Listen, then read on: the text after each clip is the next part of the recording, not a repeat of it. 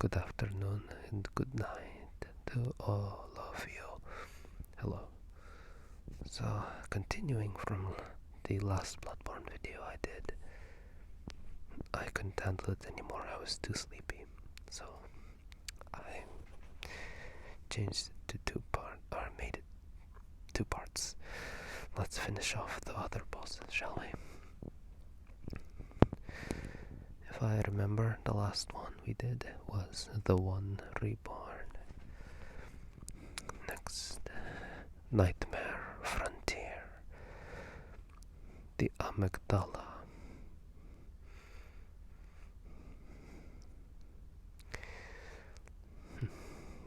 A message from Patches the Spider. Oh Amygdala, have mercy on the poor bastard. He never gets old. Now, Amygdala are great ones in Bloodborne. One appears as a boss in Amygdala's chamber in the Nightmare Frontier. Meanwhile, others populate various locations throughout the game as non-playable characters, sometimes serving as a method of transportation between areas. Amygdala also appear as Chalice dungeon bosses in Cursed Thumerian Defilement, Loelran, and his gravestone. Now, let's look at the description of this boss. The lore's pretty long. Description. Amygdala are monstrous entities with spider-like bodies, a short tail, and a head which is very similar to a part of the brain called the amygdaloid. Their many bulbous eyes bulge when they use arcane attacks. They have They have 6-fingered hands on their 7 arms, and reptilian talons on their 2 legs. Many also sport tendrils on their faces.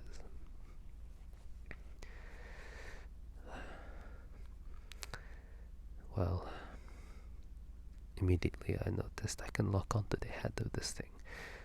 So, whenever the head gets closer, I just smack it with the weapon.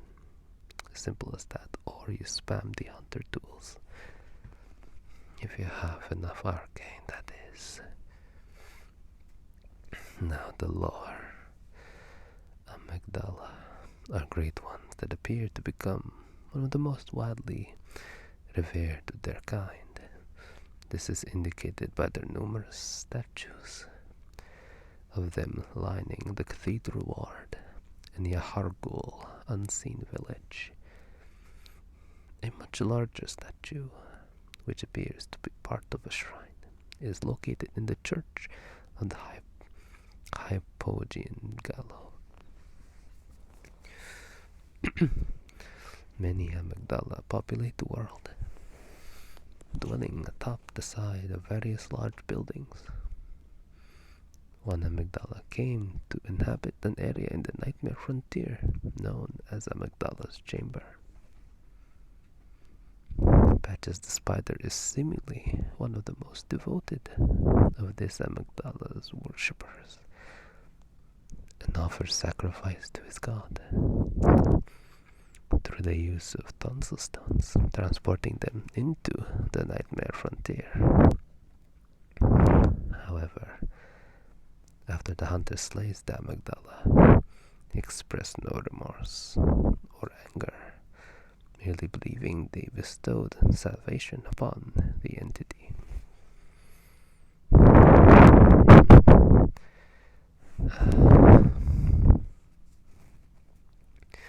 What can we do without Patches? We cannot. Now, move on to next. Now, Nightmare of Menses, Oh my god. The moaning of Mikolash. Cause, some say, Cosm. Mikolash, host of the nightmare. Let's delve into this man.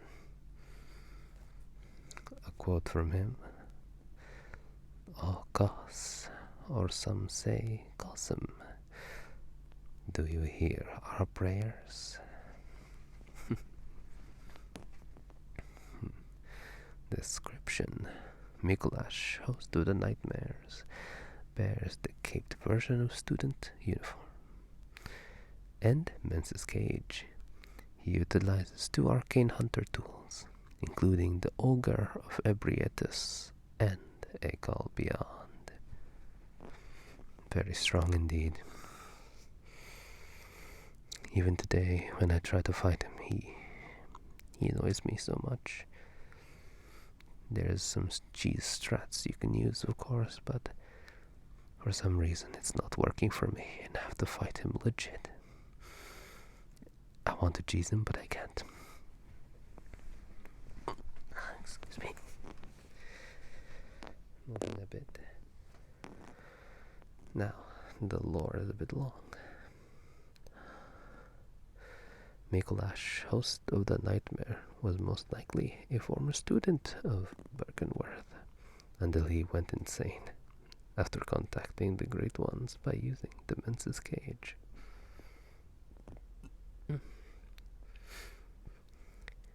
He implies that he is aware of the dream world.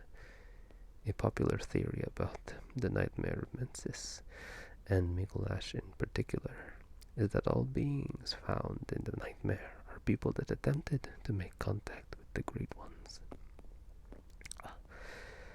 The Menses cage placed on one's head traps the thoughts of its bearer.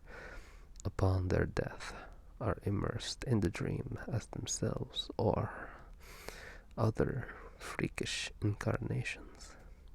This might explain Mikolash's death quote. Now I'll wake up and I'll forget everything, as his consciousness exists only in the nightmare, and upon freed, he will awake to find only his own corpse.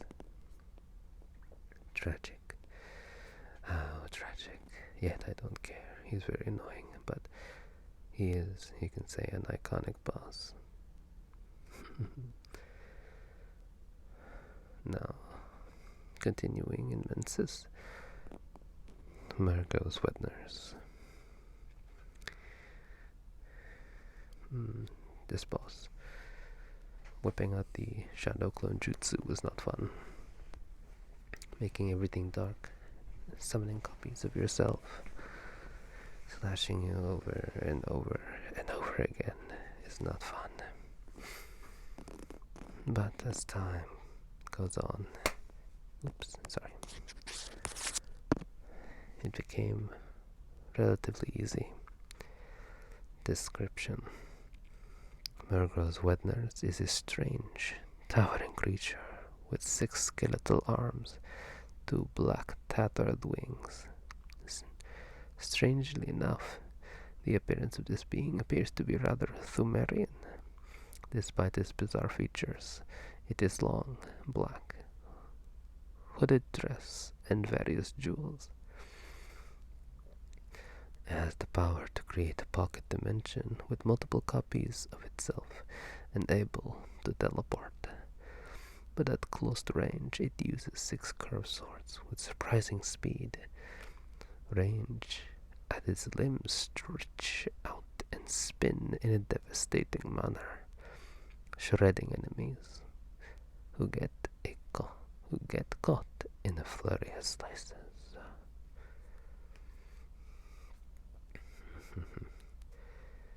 Lore. Murgo's Wedners is a being that guards the infant Murgo, the source of the nightmare of Menses. Murgo is the child of Yarnam, who is standing outside the boss room. She will bow to the hunter if they go back the way they came after defeating Murgo's Wedners.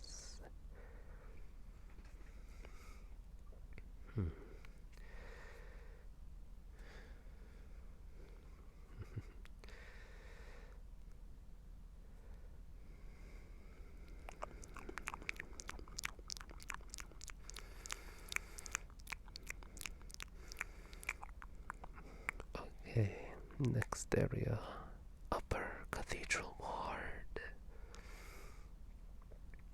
Let's fight what so-called aliens. Not disrespecting them, they look like aliens, but just saying. The celestial emissaries is initially disguised as one of the numerous celestial minions, and its appearance changes very little when it changes phases, other than significant growth in size and eye glowing cosmic blue.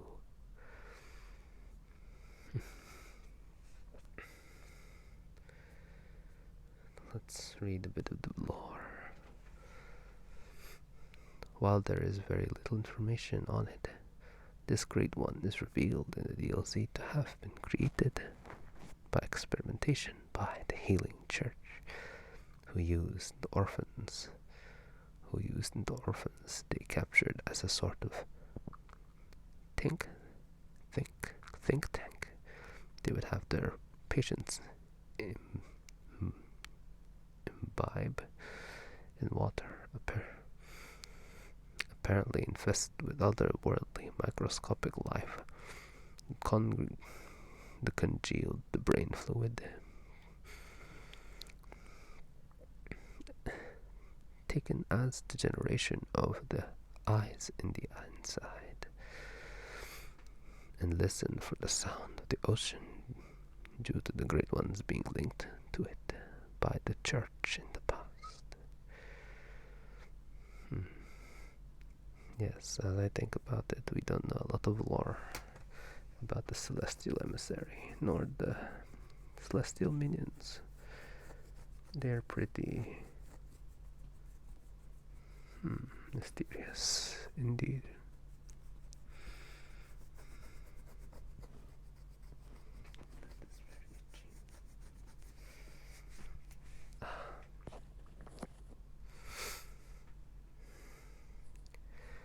Oh boy, this was a nightmare. Ebrietus, daughter of the goddamn cosmos. She may not be beautiful. In some ways, yes, but very strong. Indeed. I feel so sad for those who do no-hit runs with this boss. No, thank you.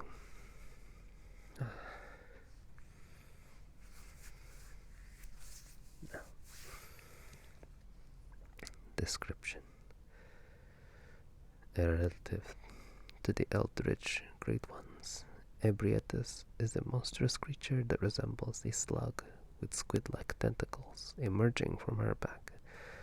Her face appears split in half and is covered in strange growths that resemble fungus that surrounds her vulnerable head. But despite being akin, she has only two oval-shaped green eyes. Ebrietus also possesses a set of skeletal wings that grant her limited flight.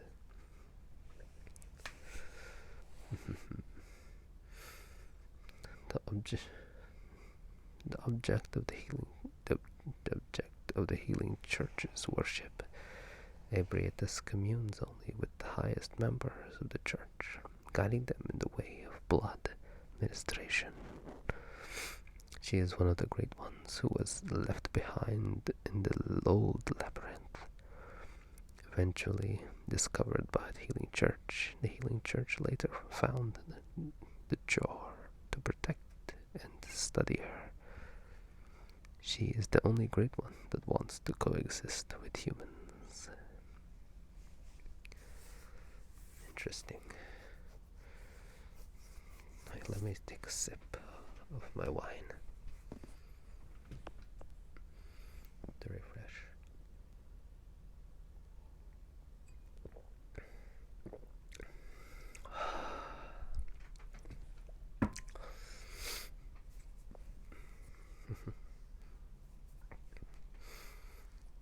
I keep imagining of how the old blood would taste. Probably combined with alcohol. and blood of the Arnamites. Ebrietus. First time an ass whooping was given to me,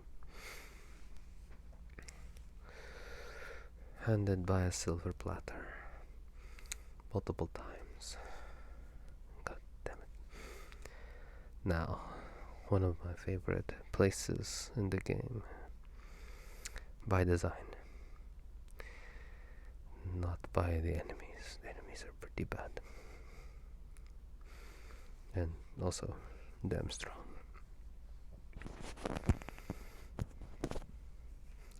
Canehurst Castle. Forsaken Castle Canehurst. The boss, Martyr Logarius, or as I call him, Hacker Logarius. Oh boy. I have a few things to talk about this boss, but first,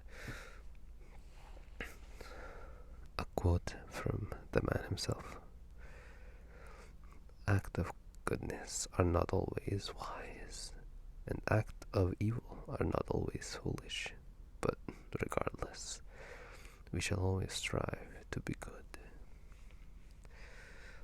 Words to live by, people, words to live by. Now, description. Standing vigil against those who would seek the undying Queen of Canehurst for her audience stands Logarius.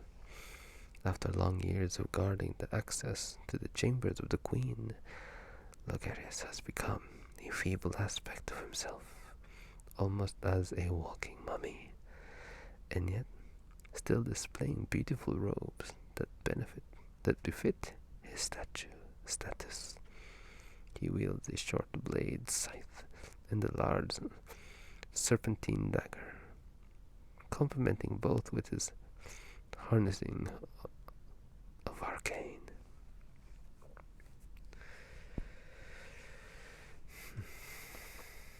So, Logarius.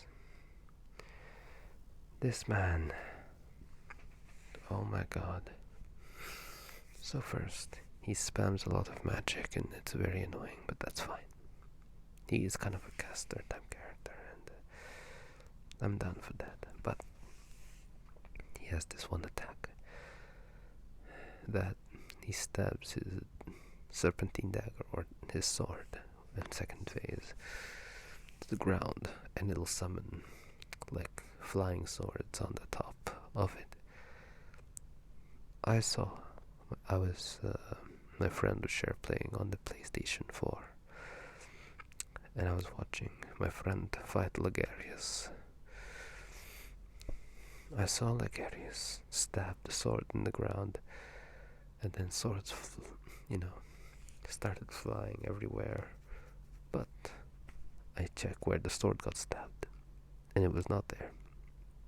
We couldn't break the sword to stop the flying swords, so my friend just couldn't break it because it was under the map, and he just had to fight Logarius with flying swords everywhere trying to kill him. So it was horrifying to say the least. Now a bit of lore. Martyr Logarius was once the head of the executioners as executioners, a fanatical partition of the healing church hunters, dedicated to the complete and utter destruction of the Canehurst vile bloods, for their use of old blood that is, in their eyes, unholy and tainted. At some point, he discovers a vile secret within the castle, and took it upon himself to guard it from any who may try to uncover it. He donned the crown of the illusions and sat himself upon his seat, to guard the fleece for eternity. He is mentioned in high regard by Alfred, who has the utmost admiration for him. German is later seen referring to Logarius and using the quote when discussing morality with a hunter. Well, Martyr was killing me, destroying me. It was fine. It was fine. Now, we're nearing the end of the base game. Hunter's Dream. Oh boy. German, the first hunter. The quote, yes. A quote from German. I'm going to try to mimic him. Tonight, German joins the hunt. Thank you. The description. The first hunter wears a unique and unobtainable armor set, possesses the burial blade and special variant of the hunter blunderbuss that can, if he shoots you, it's a guaranteed parry. I hate it. If the player defeats him the moon presence will appear almost immediately after, and it will result in 2 different endings depending on the hunter. Has consumed at least 3 third umbilical cords. Oh boy. Oh boy indeed. Oh boy. Huh, okay, that's about it. For German, that's pretty quick. Sad, actually. Now, after Big Boss Man, it is now the moon presence. And I haven't fought the moon presence a lot, actually. Maybe once or twice to get the achievement, the trophy.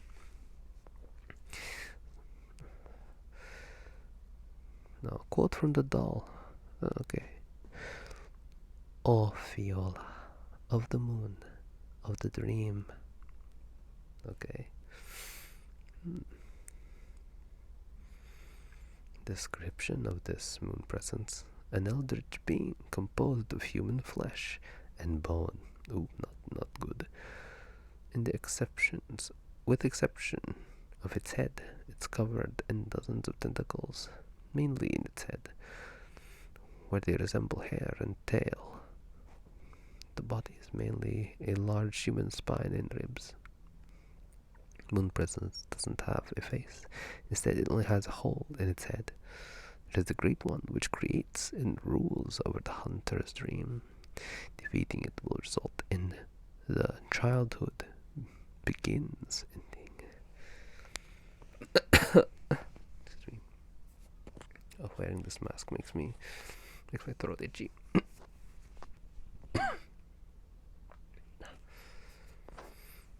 Without the mask, the audio is gonna go haywire, so I need to wear it. Let's read about a bit of the lore. One of the great ones in Bloodborne, the moon presence controls and manipulates all that resides within the hunter's dream. The moon presence is originally largely unknown, but its first known appearance to humanity was to Lawrence, who summoned it for unknown reasons. Damn it, Lawrence. Evidenced by the note located in the upper floor of the lecture building. The moon presence also has a connection to pale blood.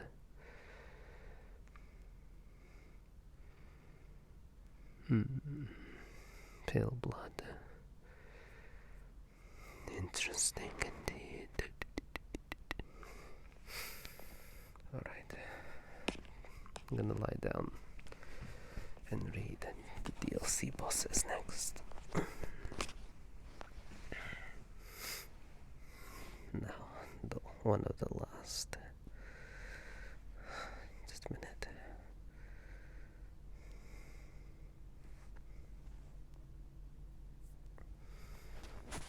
Oops.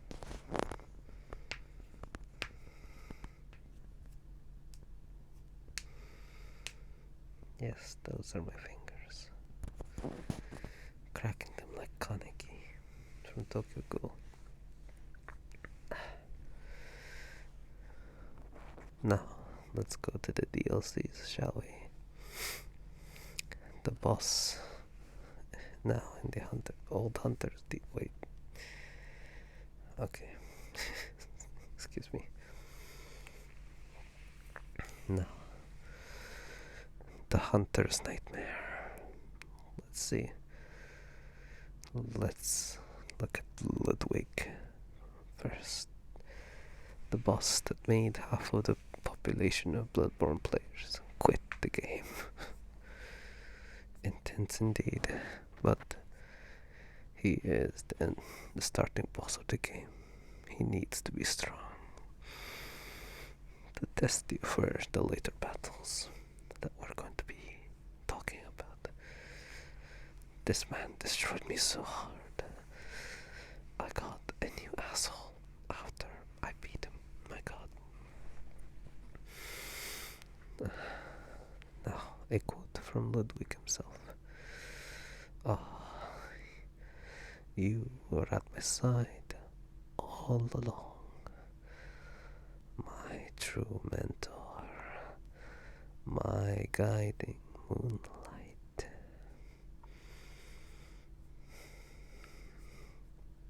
This man. Tortures. Disgusting.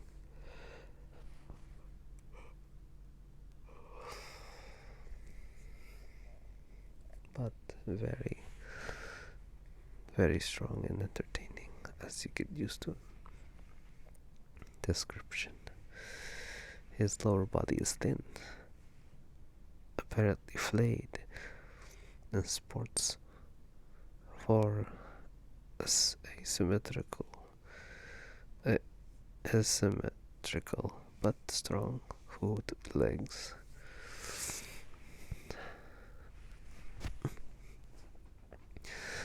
While his upper torso is a portrait of poor madness, between two long arms with large shaped talons protrude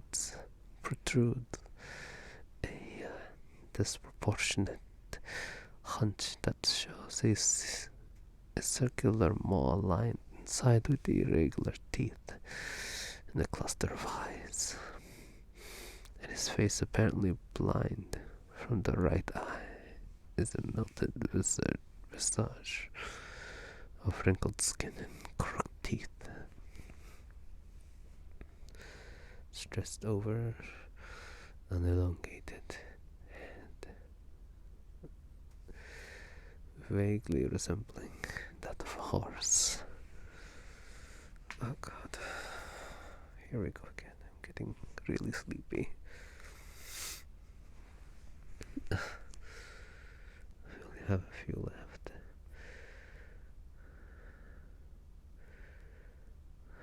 I will talk about Lawrence later. Next, research. Actually, no, it's fine. Lawrence, the first vicar.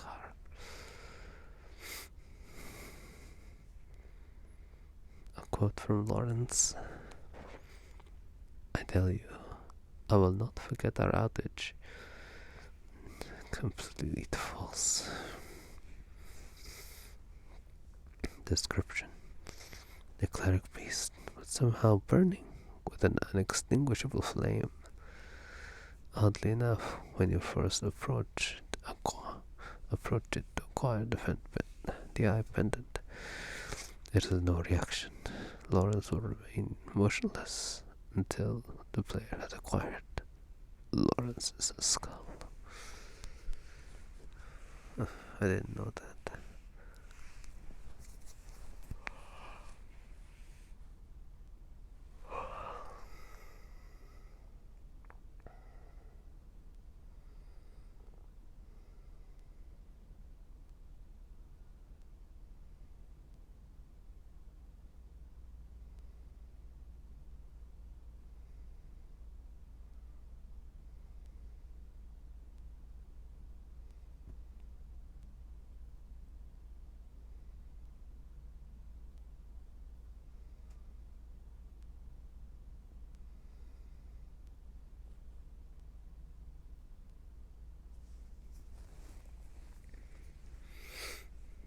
dozed off a bit.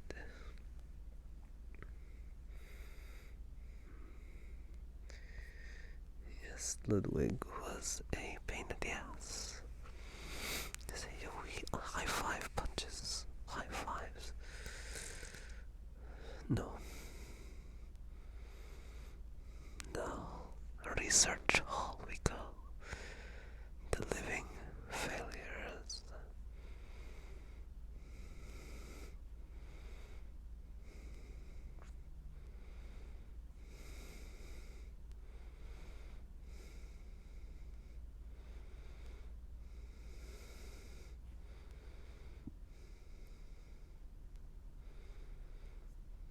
Oops.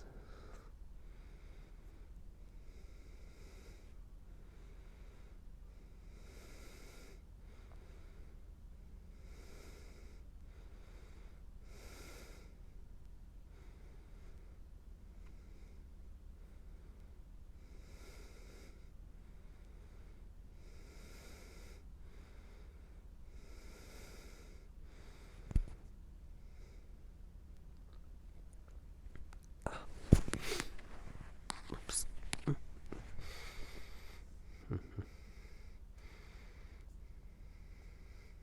Now, let's continue with the living failures. The living failures resemble the celestial minion, although their heads have melted into their bodies, and they lack any, well, factual features like the emissary. Then they can power enough power the orb, are also capable of summoning meteors. Game killer. The meteors wouldn't annihilate me because I went the other side.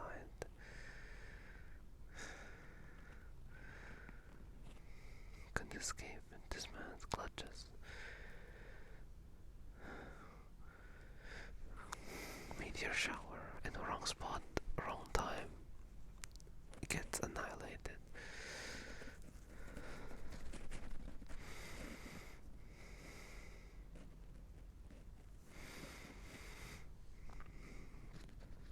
Oh no, I'm dazing off again.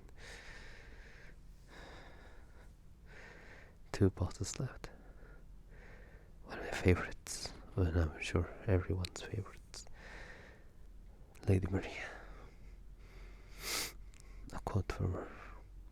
Only an honest death will cure you now. Lady Maria is a young yet stoic member of the Hunters. She dons the Maria Hunter set and wields the Rakoyo and Evelyn. According to both their equipment and her weapon, Lady Maria of the Astral Clock Tower was a citizen of Gainers, and it's a distant relative to Queen Annalise.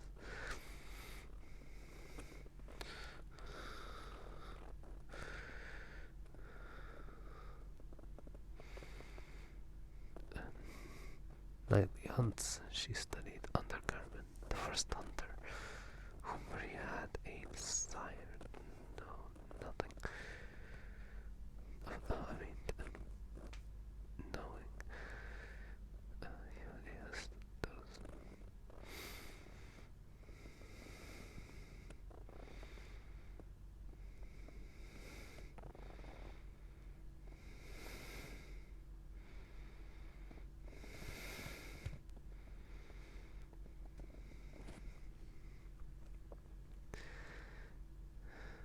Last one.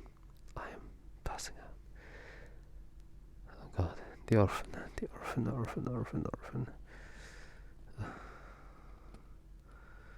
A quote from the fishing Hamlet champion.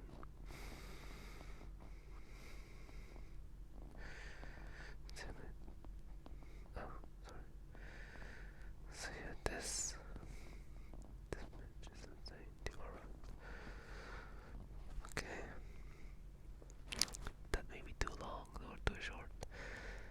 But also, again, thank you if you have listened to this video. Oh God, I hope you didn't hear that snap, but I hope I see you guys next time. And also, if you have any requests for me to do, write it down under the comment section. I want to know. So see you guys.